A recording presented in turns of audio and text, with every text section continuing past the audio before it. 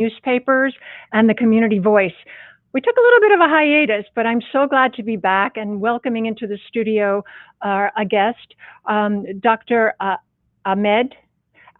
She is a radiation oncologist at GenesisCare in Aventura, and we welcome her to the studio. Thank you so much for joining me today. Thank you. It's my privilege. The poor woman, she's been north, she's been south, she's been east, she's been west, but she landed here, so I'm so excited that she's joining us today. So it's our pleasure to have you. Tell me a little bit, our audience, a little bit about radiation oncology, because I know it's a modality that's used in conjunction with regular traditional chemotherapy for 50% of the time. But tell us more so our audience can understand and learn maybe if they're dealing with this issue of cancer in their family or themselves. Right. So radiotherapy has been around for a very long time, more than a century, since the time of Marie Curie, and that they discovered that if you just put it on somebody with a skin cancer, that the skin cancer would shrink away and disappear. And that started a whole new field, a new science. And it's moved on to the invention of these machines that we use now called linear accelerators in the 1960s. We're using a beam of radiation, but we cannot bend a beam. So the challenge has been how to get the beam to kill cancer cells without touching the rest of the organs. And that's been the big news in radiation oncology over the past few years, because in came computing, in came physics, and in came engineering. And we now have the ability, combining all of those, to do a scan of a patient, map out the target, the tumor. Let's say it's a prostate cancer. And we can map out the prostate. Above the prostate is sitting the bladder, and behind the prostate is sitting the rectum. And we can actually not affect the skin and get those beams into that prostate as a replica of the prostate. That's interesting. Only the prostate is receiving radiation, so there's no bladder damage, very minimal chance of rectal damage. When we did that, we were able to up the dose because radiotherapy became safer. The rest of the body isn't being irradiated. And so we can now do radiotherapy for any part of the body safely. We've also gained knowledge over the years about what dose we need to cure tumors or stop them from growing, and what dose will cause harm to various organs. And it's used on its own. So for example, somebody with a cancer of the voice box, you don't want to have surgery to remove the voice box. Early cancers of the voice box, you don't need chemotherapy. So just radiation alone will preserve the voice box. Because I know in the past there's been a problem with burn or skin irritation, rashes that are associated with radiation. So is the new treatment more effective and yet less side effects with all of those? So that's called radiation dermatitis. It's not really a burn. It's a different mechanism because skin normally heals, come back. It returns to, if it's given properly, it returns to what it should look like close to before. However, if the target is deep in the chest, like a lung cancer, you're not going to get anything. It's been more than 30 years now where you shouldn't get much of a skin reaction. However, if your target is the skin itself, so if somebody had a mastectomy and they needed radiation because there were some predictors that this would be at high risk of recurring, of those patients who didn't get radiation in the trials or in developing countries where they don't have radiation, the commonest place to recur is in the skin, like little peas on the skin, which is very difficult to cure at that stage. So we give radiation, we actually put in devices to increase the dose of the skin, and occasionally you can get a skin reaction, but that's where we aim for the skin reaction. It's not a side effect, it's an effect that we're aiming at. Absolutely. And there are stages of cancer. There's stage 1, 2, and it's grasped that way. So is radiation only for, let's say, a 2, or is it for a 1, or like how? And how does that work? It's used in all stages. So stage 1 to stage 3, it is used to cure the patient or to improve the chance of cure. So if somebody had breast cancer, they need to have surgery, and the surgeon is going to remove the lump. They may need chemotherapy because there are some features that look aggressive, but they need radiotherapy to conserve the breast. So if you remove the breast, for most cases, or you leave the breast intact and just take the lump out, you get the same cure rate as if you do a mastectomy. That's amazing. Yeah, so technology has really come a long way. So that is stage 1, 2, 3 breast cancer. It is used in addition to surgery and chemotherapy. Stage 1 voice box cancer, you can use radiotherapy alone. With certain aggressive brain tumors, you would use radiotherapy and chemotherapy after surgery. So all three modalities, chemotherapy, radiotherapy, surgery.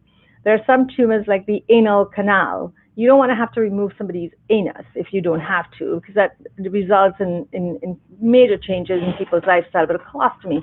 So we don't remove that in the anal canal anymore. It's not surgery. It's been decades, and so we know that these are very sensitive to radiation. So the standard treatment for anal cancer is radiotherapy with chemo to make the the tissue a little more sensitive, the tumor.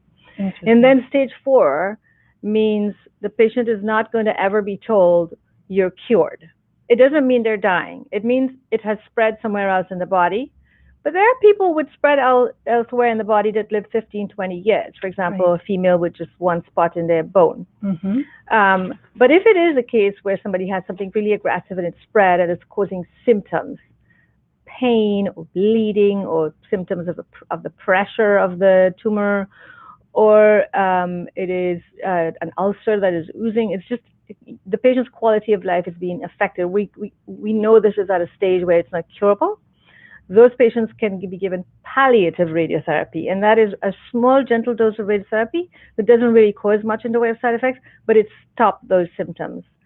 New paradigm in the past 2 years is that with our techniques, with the technology we have, we can actually confine the radiation dose to such a tight spot without hitting anything else that we're able to completely ablate a spot, destroy it completely without destroying anything else.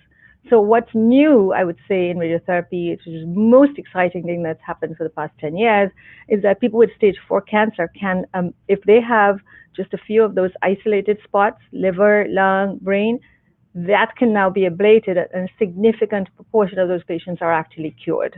This is a real big advancement from what, years and years ago.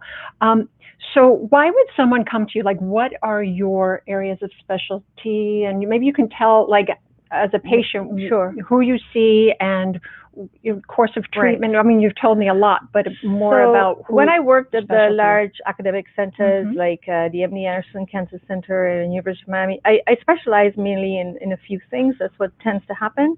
But the GenesisCare is all about making radiotherapy accessible to patients. So it's out in the community where you have treatment centers located close to home. We have data to show that if patients have to travel very far to get their treatment, very often they just won't. They just will not get radiotherapy. And GenesisCare is throughout. So they within it's the largest provider of radiation oncology in the world. It's a global company, but it's within the U.S. I think we have the most number of cancer centers, and we're even in Key West. We have a radiotherapy center. Amazing. Yes, and so and your office is, and you work out of Aventura. I work out of Aventura, and you're also in the VA. Is that correct? I do. We provide a service to the VA to provide radiotherapy, a physician to take care, to plan the radiation, calculate, to work with the physicist or dosimetrist to create the radiation volume, to create the radiotherapy design, and to treat patients. So manage these patients the same way as they would in any private center. And the VA in Miami has an exceedingly high quality of radiotherapy services, I must say.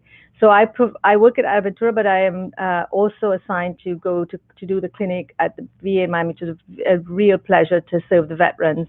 We thank you for that. Thank you. It really is a privilege, and it's a very easy system to maneuver, and they're very well taken care of. That's good to hear. Yeah, it's good to hear. Boots on the ground. In terms of specialty, because GenesisCare specializes in easy access for patients and having patients being able to have treatment near home. We are in places like, so anybody from North Miami, from Aventura or those regions, Hollywood, they can come to our center. And because you have to be specially trained to be confident to treat anything walking into the door, because if you have one cancer center with a physician, you can't really say, oh, I don't treat breast cancer, or I don't treat, brain cancer. So we treat everything except leukemias and pediatrics, because children really need to be treated at a specialized big children's hospital. So we don't treat pediatrics, and leukemia is also they're not treated in the district very often. So I'm glad that it's a one-stop shop. I mean, unfortunately, but fortunately that people have that access to GenesisCare. This is radiation oncology, but we do have medical oncology. Genesis also has medical oncology, and they treat leukemias. They do. And I was reading a little bit, we'll get into it, but the deep inspiration breath hold. Can you explain to our audience what that is? Oh, that is a really clever technique. So women knew, we knew from the 60s that you can you can spare your breast. You don't have to have a mastectomy and be disfigured if you have very early breast cancer. You can remove the lump and save the breast and then have radiation. One of the things we looked at is we found that the research in the 60s, the 70s, the 80s, that the women, the cure rate from breast cancer was equal to a mastectomy. So that was interesting. But after we pulled mega data from all over the world, we noticed that there were more cardiac problems in patients with left breast-sided cancer than patients with right-sided breast cancer who had radiation, which means that the techniques that were being used then to cover the breast, because we weren't curving the dose, because we didn't have the technology to curve the dose around the heart. So it was going through and catching a little tip of the heart, and it's likely that that caused a slight increase in heart problems. So we said, well, this cannot happen. Then everybody, all of the engineering, physicists, and computer specialists went into very heavily thinking of how can we avoid the treating the heart, because that's not acceptable.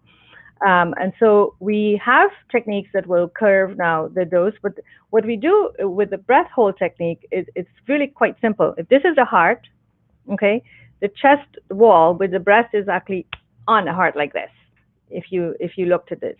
When the patient takes a deep breath like this, it moves it. Yeah, it moves the whole chest wall and breast, and the heart stays here. The heart doesn't go with it. It's not stuck to it. So the heart is stuck to the middle of the chest. So the person goes, so guess what? There's a gap. We have techniques, yes, where we can ask the patient to take a breath. And the machine detects, our software detects when the breast is out here, and the beam switches on automatically.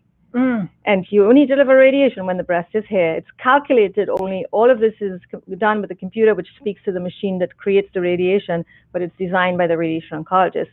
So it takes a very big team.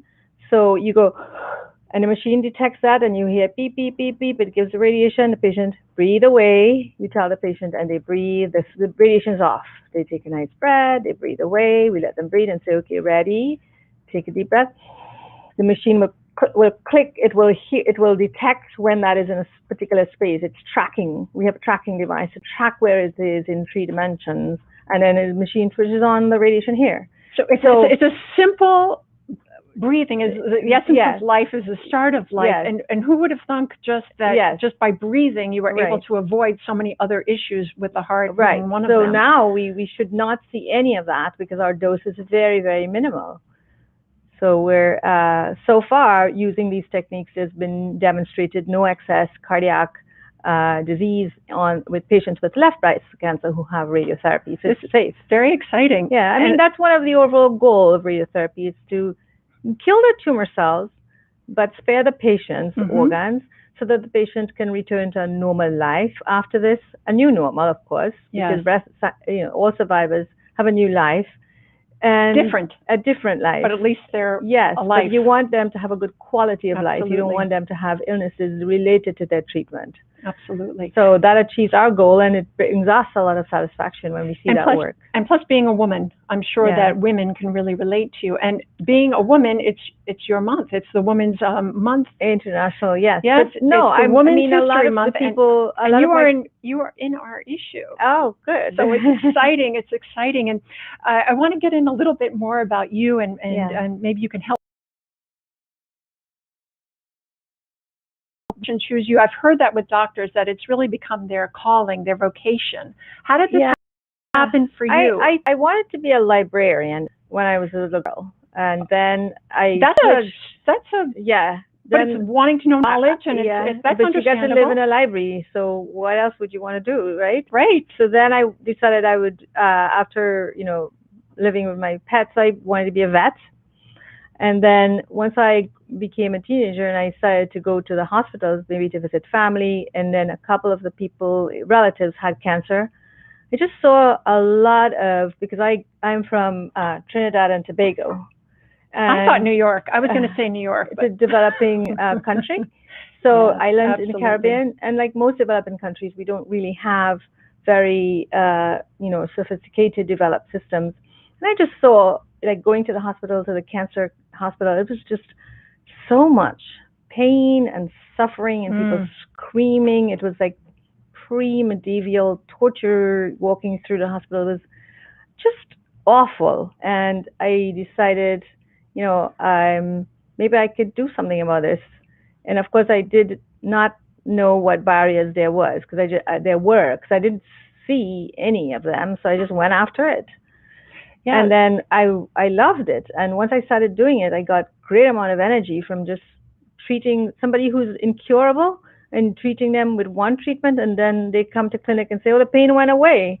And that gives you all the energy to work for the rest of the day, because the patient said the pain went away. Absolutely. Or even if you explain to a patient what's happening and the patient just says, oh, I feel so much better now. Just that will give you rewards? All the energy. The rewards that you get back, not only the patients themselves getting better or having a better quality of life, and for yourself as well, personally. I'd say for physicians who may not enjoy their work, or who may not be allowed a pace that they can enjoy, because sometimes people would enjoy it, but it's just so overrun.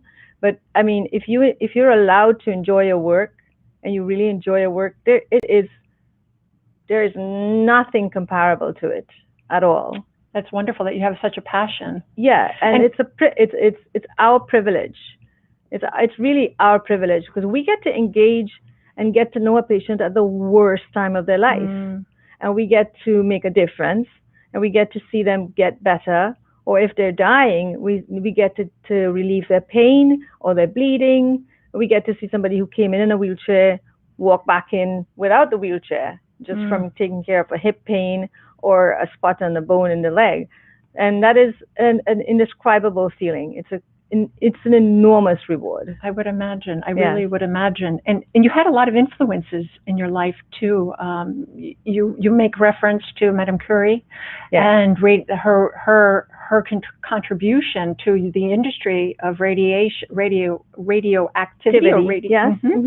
So, and being a Nobel Prize winner herself. So tell me a little bit about how she influenced you. Well, she faced the same barriers that women face now in the US to a more subtle level, but in many countries it's still the level that she worked at, where she had all the bright ideas, and they would laugh at her and the faculty, and she had no lab space. That's how she met her husband, Henri Becquerel. She had no lab space. She was thrown out for talking ridiculous things about these radioactive substances, and he had lab space, and he allowed her to come and use his lab, and then they fell in love and got married. But what she discovered, all of the various polonium and the various isotopes that they were able to use. Now we use for so many things. But what is interesting, she won 2 Nobel Prizes, probably the only person, one in chemistry, one in physics. But what struck me about her is that when the war started, she had to pack away her lab and put away everything and put it in storage somewhere, because it wasn't safe. And all of the women, went away to safe places. But she decided she would go in and try to help in the battlefield. And in those days, you had X-ray machines only in big hospitals in the center of the cities. This is in Paris. And so she decided that she knew that how the X-rays work, how they were taking an X-ray, that she invented and built something called the radiological car, which is a mobile X-ray unit, and then she took it into the field. So the surgeons, if somebody came in and they were bleeding from the leg and they don't know if they can repair this or not, they would just chop the leg off. Or if somebody had a massive head, they don't know the extent. So they were able to save limbs and they were able to save lives because of this invention. And it worked so well that they loved it. They want so many more. It was needed throughout the battlefield. And she decided, she went lobbied very strong, the powers that be, to get money. And at one point, they wouldn't give her enough. She took her 2 gold medals from the Nobel and she said, here, take the gold and melt it and use the money. So it is an example for us, because there's life outside the science and life outside the lab and life outside of it. It is to be a scientist, because first and foremost, you have to have your expertise. You have to know your stuff. Inside out, you have to keep up with what's new. You do never want to give a patient any treatment that is less than the very best. So you have to be a good scientist. You have to keep up, but you have to be a humanitarian as well. And that's what makes the job enjoyable. And I think that being a humanitarian probably brought her so much pleasure at the end. More so, it was nice that she won a Nobel and got recognized, yes, but to have seen it being implemented in the field where it saved lives, I think that's an interesting model for all of us to be, whatever we're doing. It doesn't matter what you are, if you're stacking shelves in a grocery, but to also be a humanitarian. And I think that's it seems like that's what you're bringing to your practice, your profession, is that humanity when connecting with your patients. Yes, I think that's important. And in this field, there's only 5,000, I was reading, of radiation oncologists, or something really small. Right. How many of that are women? Right. Then? I think it's more than that, but again, like most, it is a male-dominated world, a male-dominated field, and it is still male-dominated. In radiation oncology, still is very much. The leadership is, but we do have, many leaders in the American Society of Therapeutic Radiation Oncology, ASTRO, which is our peer group for the country and globally the largest group, makes an effort as well to promote and to support women in academia. So we have chairman of the department who are females, many presidents of ASTRO were females. But I think we're still fortunate within the US for the females, because many countries, women don't even have the opportunity to get an education or to do this, to sit and speak publicly on their own. So we've moved well ahead. And we take that for granted, but it really is something of paramount importance. It is. And having that. And what kind of advice would you give to young women that are wanting to enter the profession, any of the medical profession, things that you've had to deal with on a personal level that you've had to overcome? All right. So to some extent, I would say that I didn't take my own advice. That's honest. And it worked for me, but it's not necessarily what I would give objectively now that I know what I know.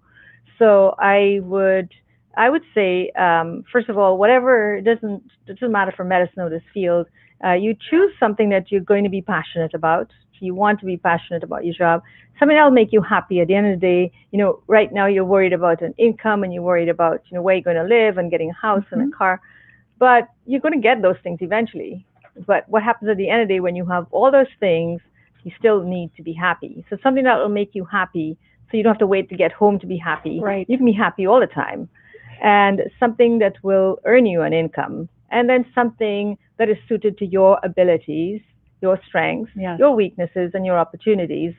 And to some extent, opportunities not just that's in front of you, but opportunities that you can create. If it's not in front of you, it doesn't mean you don't have it. You can get there. So in terms of being a woman, I think that you should be aware that there are subtle differences in the way women are treated versus men. And it's not that men do it, women do it as well, because most people who do it are not aware that they're doing it. Absolutely. They grew up in a different culture, in a different era. They may not, it's just the way they saw people treat women, and they treat women like this. So it's not men doing this to women. It's women often will react differently to an issue that's being raised by a female than a male. It's not blatant discrimination, because all companies, including Genesis, have done extensive training of their staff against all discrimination, not just not just gender, but based on race or sexual preference or ethnicity. We have only a couple seconds Yeah. left. I want to ask you one question. Yes. What do you want your legacy to be at the end of the day? My legacy would be that I did my very best for everyone that I encountered in life, and that I was a happy person doing what I do. And I am a co-author in about 127 publications, so those will live on as legacy. I have many mentees, children that I get through, children sometimes from underprivileged background that I get through college and get them scholarships and get them on. So those would be part of my legacy. But I think just living a happy life and being a good person every single day and being grateful for everything, every moment. And the humanitarian that you are. Well, I don't know myself well enough to say that I am. I hope I am. Well, sitting with you for this half hour has been really a pleasure. And we Thank really you so appreciate much. you taking the time, Doctor. It's been my privilege. And may you only have wonderful things and continue doing wonderful work with GenesisCare and throughout the community. Thank you again. Thank you so much. Thank you for joining us. Stay tuned for next time.